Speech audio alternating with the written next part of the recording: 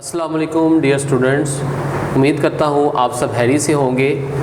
मैं आपका science teacher sir Usman Saeed from Alunians high school. बेटा, हम क्लास 7 का चैप्टर नंबर 1 डिस्कस कर रहे हैं और इसका आज लेक्चर है 5। लेक्चर नंबर 5 में हमने जो टॉपिक डिस्कस करना है वो डिस्कस करना है आर्टरीज़। लेकिन अगर हम अपने प्रीवियस लेक्चर को देखें तो हमने ये डिस्कस किया था कि ब्लड वेसल्स क्या होती हैं। ब्लड वेसल्स वो हिस्से होते हैं जिसके अंदर ये आर्टरीज़ और वेन्स, कैपिलरीज मौजूद होती हैं, ठीक है। जिसमें ब्लड पाया जाए उसे हम ब्लड वेसल बोलते हैं। ओके, अब आर्टरीज़ के बारे में अगर हम थोड़ा सा रिव्यू लें तो रिव्यू कुछ ऐसे है बेटा कि आर्टरीज़ हार्ट से ब्लड को लेके जाती हैं और जब ब्लड आर्टरीज़ के अंदर पहुंचता है तो उसका जो प्रेशर है वो बहुत ज़्यादा होता है। उसका प्रेशर बहुत ज़्यादा होता है, तो उस प्रेशर को कंट्रोल करने के लिए हमारे पास एक आर्टरी के अंदर जो मिडल लेयर है वो थिक होती है, वो स्ट्रॉन्ग होती है, जो जिसकी वजह से वो उस प्रेशर को बर्दाश्त कर लेती है। ठीक है, दोबारा सुन ले बेटा कि हमारे पास जो आर्टरी है वो ब्लड को हार्ट से बॉडी में लेके जाती है और जो आर्टरी है उसके अंदर ब्लड का जो प्रेशर है वो बहुत ज़्यादा होता है, क्योंकि ब्लड अभी रिसेंटली हार्ट से निकला होता है, तो ब्लड क्या करता है, उसे पंप करता है, तो प्रेशर बहुत ज़्यादा होता है ब्लड का।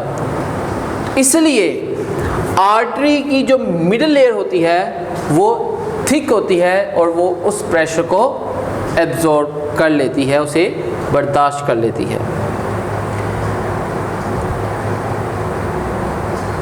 और ये जो मिडल लेयर ऑफ आर्टरी है वो बेटा इलास्टिक टिश्यू से मिलके बनी है।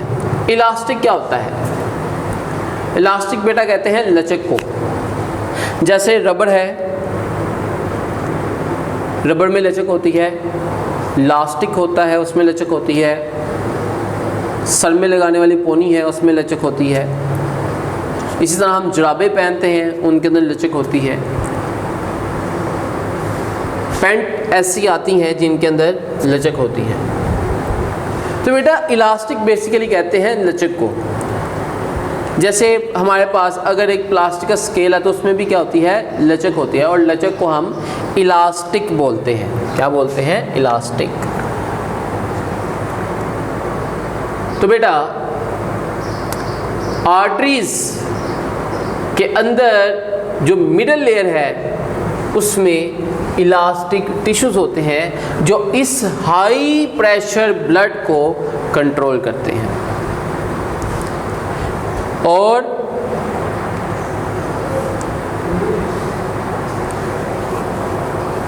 ये जाहिर बात है, अब ब्लड जो है वो जब आर्टरी के अंदर आएगा तो आर्टरी में तो नहीं रह जाएगा। अब उन्होंने आर्टरी ने क्या करना है, वो जो ब्लड है उसको फोर्स करना है कि वो आगे की तरफ मूव करे, उसे पंप करे। ठीक हो गया? जो इलास्टिक टिश्यू है ये ब्लड को आगे की तरफ मूव करवाते हैं, लेकिन जो थिक लेयर ऑफ आर्टरी है जो मिडल पे ही मौजूद होती है वो ब्लड के प्रेशर को कंट्रोल करते हैं। तो ये बात हमें समझ आ गई कि आर्टरीज जो हैं वो उसकी जो मिडल लेयर है, जो थिक है, वो ब्लड के प्रेशर को कंट्रोल कर रही है, और जो इलास्टिक टिश्यूज़ हैं वो ब्लड को आगे की तरफ फोर्स लगा रहे हैं, पंप कर रहे हैं कि वो आगे की तरफ मूव करें। आफ्टर जब ये इलास्टिक टिश्यूज स्ट्रेच होते हैं, सिकुड़ते हैं, फिर ब्लज होते हैं, उभरते हैं, तो उससे ब्लड जो है वो आगे की तरफ फ्लो करता है, उससे जो है ब्लड आगे की तरफ फ्लो करता है। और फिर जब वो आगे की तरफ ब्लड को फ्लो कर देता है तो जो आर्टरी की जो इलास्टिक टिश्यूज होते हैं वो पहली जैसी हालत में वापस आ जाते हैं, पहले जैसी हालत में वापस आ जाते हैं। लेकिन ये कंटिन्यूस प्रोसेस है, ये कंटिन्यूसली वेन के अंदर जो इलास्टिक टिश्यूज हैं वो स्ट्रेच भी हो रहे हैं, वो सिकुड़ भी रहे हैं, वो उभर भी रहे हैं। तो इससे क्या हो रहा है, ब्लड आगे की तरफ फ्लो कर रहा है।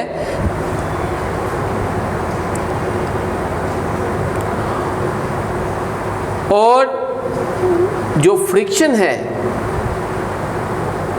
आर्टरी के अंदर उसको रिड्यूस करता है ब्लड वेसल्स की वॉल्स। ब्लड वेसल्स की जो वॉल्स हैं, जो आर्टरीज की दीवारें हैं, वो ब्लड के प्रेशर को कंट्रोल करती हैं। क्योंकि हमने ये पढ़ा कि आर्टरीज के मिडल पर लेयर होती है, थिक लेयर होती है, जो कि झील से जो ब्लड निकलता है, क्योंकि वो हाई प्रेशर होता है, उसको कंट्रोल करती है। तो ये बॉडी का भी ब्लड प्रेशर जो है वो कंट्रोल करती है। लेकिन जो ब्लड प्रेशर आर्टरी के अंदर होता है वो ज़्यादा होता है और वेन्स के अंदर कम होता है। आपने अक्सर देखा होगा कि हम अपने हाथ की जो नब्ज़ है उसे देखते हैं, ठीक है, वो बार बार हमें एक उभार सा महसूस होता है। वो जो है वो हमारे पास आर्टरीज हैं। लेकिन जो आपको अपने हाथों पर ब्लड की जो नालियां हैं वो नज़र आती हैं, उसे हम वेन्स कहते हैं। तो आर्टरीज भी हैं और वेन्स भी हैं। आर्टरीज के अंदर जो ब्लड प्रेशर है वो ज़्यादा होता है, जबकि वेन के अंदर जो ब्लड प्रेशर है वो कम होता है। ये बात ज़हन में रखिएगा, आपको एमसीक्यूज़ के तौर पर पूछा जा सकता है। तो बेटा आर्टरीज के अंदर हमने 3 से 4 बातें डिस्कस की हैं। पहली बात ये डिस्कस की कि आर्टरीज जो है वो ब्लड को हार्ट से लेके जाती हैं। आर्टरीज के सेंटर पर मिडल लेयर होती है।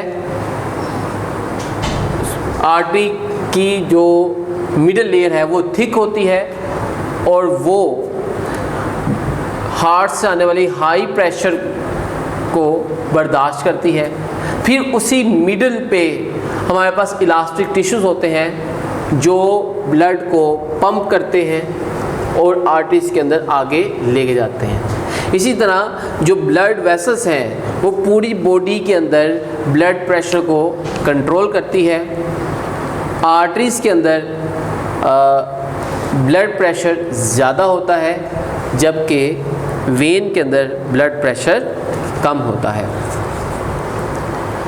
ओके बच्चों, इसको पढ़ने के बाद हम इसको बुक से स्टडी करते हैं और इसके अंदर कुछ ऐसे वर्ड्स हैं जिनके आपने मायने लिखने हैं और उसकी प्रोनाउंसिएशन भी आपको मैं सिखाऊंगा। तो बेटा सब बच्चे पेज नंबर 6 निकाल लें अपनी अपनी टेक्स्ट बुक का और गौर से सुने। Always carry arteries, always carry blood from the heart, ये ब्लड को दिल से लेके जाती है। Blood which has recently left the heart is at high pressure, जो ब्लड दिल से निकलता है वो उसका प्रेशर क्या होता है, बहुत ज़्यादा होता है। And the thick middle layer of N artery resist this pressure, तो आर्टरी की जो मिडल थिक लेयर होती है वो इस प्रेशर को रेजिस्ट करती है, यानी कि उसे कम करती है। The middle layer of N artery, artery की जो मिडल लेयर है आल्सो कंटेन इलास्टिक टिश्यूज, तो आर्टरी की जो मिडल लेयर है उसमें इलास्टिक टिश्यूज होते हैं। When blood is force into an artery, जब ब्लड आर्टरी के अंदर भेजना होता है the elastic tissue allow it to bulge outward. Bulge का मतलब होता है बेटा उभरना, बड़ा हो जाना। कि अब इसमें देखें, जैसे पहले आर्टरी की पोजीशन ये है, ठीक है, मेरे हाथ को देखें तो आर्टरी की पोजीशन ये है। अब इसमें से ब्लड ने गुजरना है तो ये क्या कर जाएगा, उभर जाएगा, बड़ा हो जाएगा। उभरना, देखो पहले छोटा हिस्सा था ना, तो अब इसमें से पहले इसमें से ब्लड कम गुजरेगा, अब मैं बड़ा कर दूंगा तो इसमें से ब्लड ज़्यादा गुजरेगा। ब्लड आउटवर्ड, तो उसको आगे की तरफ भेजते हैं। After stretching this elastic tissues require helping to push the blood along the artery, कहते हैं जब ये स्ट्रेच हो जाते हैं इलास्टिक टिश्यूज तो फिर ये ब्लड को आर्टरीज में से गुजरने देते हैं, पुश करते हैं कि आर्टरी से आगे जाओ। Friction against the wall of the blood vessel reduce blood pressure, तो ब्लड वेसल्स के साथ, वॉल के साथ जो फ्रिक्शन होती है उस वजह से ब्लड का जो प्रेशर है वो कम हो जाता है। Consequently the blood pressure in when is low, arteries के अंदर ब्लड प्रेशर ज़्यादा है।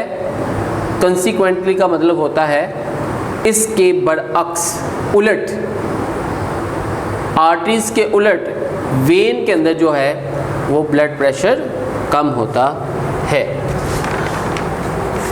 ओके, नेक्स्ट देखें बेटा वेन।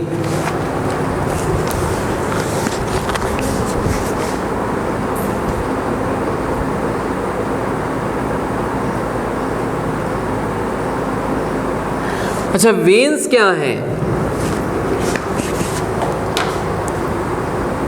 वेन्स जो है वो आम तौर पर veins are usually surrounded by skeletal muscle, skeletal muscle जिसके से हमारी बॉडी बनी है, हड्डियाँ, whose contraction squeeze the vein and push the blood along ensure that when the vein are squeezed the blood with them usually flow in one direction.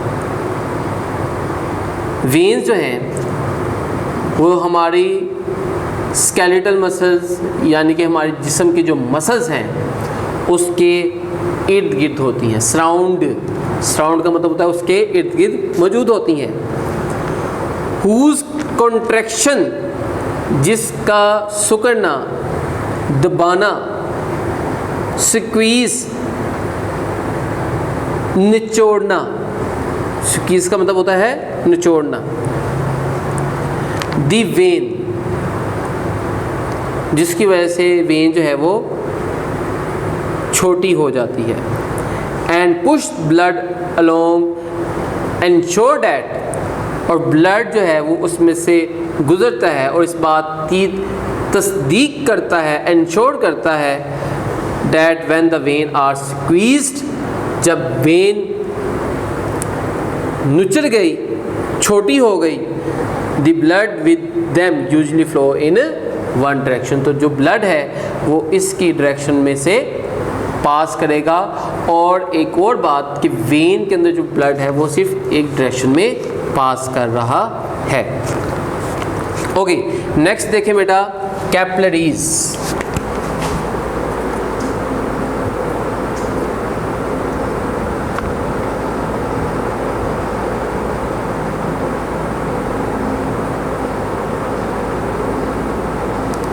Capillaries.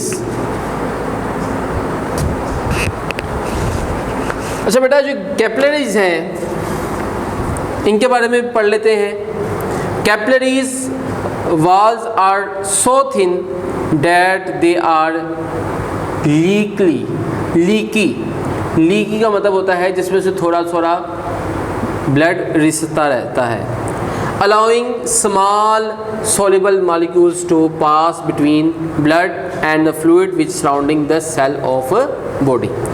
कहता है कि capillary की वाल बहुत ज़्यादा थिक होती है कि इसमें से कुछ ना कुछ ब्लड और कुछ दूसरे सॉल्युबल मॉलिक्यूल जो हैं वो लीक होते रहते हैं, वो पास होते रहते हैं between blood and the fluid which surrounding the cell of the body, जो कि सेल और बॉडी के दरमियान में पाए जाते हैं। बेटा यहाँ पर जो कैपिलरीज का कॉन्सेप्ट है वो ये दिया जा रहा है कि कैपिलरीज से ही ब्लड के अंदर से जो दूसरे फालतू मादे होते हैं उन्हें सेपरेट किया जाता है और ब्लड से जो दूसरी फ़ायदेमंद चीज़ें होती हैं वो सेल तक पहुंचाई जाती हैं। इसी तरह सेल अगर डैमेज है, ख़राब हो गया है, तो सेल के अंदर से जो फासद मादे होंगे वो ब्लड के अंदर चले जाएंगे और फिर वो जो ब्लड है वो जब हमारी बॉडी में प्योरीफाई होने के लिए जाएगा तो वहाँ पर जाके वो फासद मादे जो गंदे मादे हमारी बॉडी के अंदर बन जाते हैं वो सेपरेट हो जाएंगे। इसका मतलब ये हुआ कि कैपिलरीज हमारी बॉडी के अंदर दो काम कर रही हैं। एक तो सेल को एनर्जी भी प्रोवाइड कर रही हैं और सेल से जो फासद मादे हैं उनको भी ब्लड के अंदर ट्रांसफ़र कर रही हैं।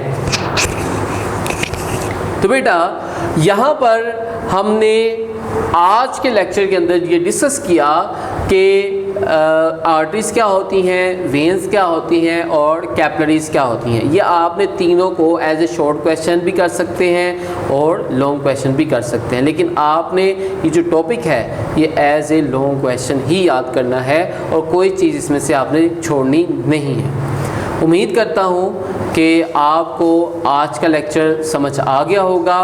अपने फीडबैक से ज़रूर आगाह कीजिएगा।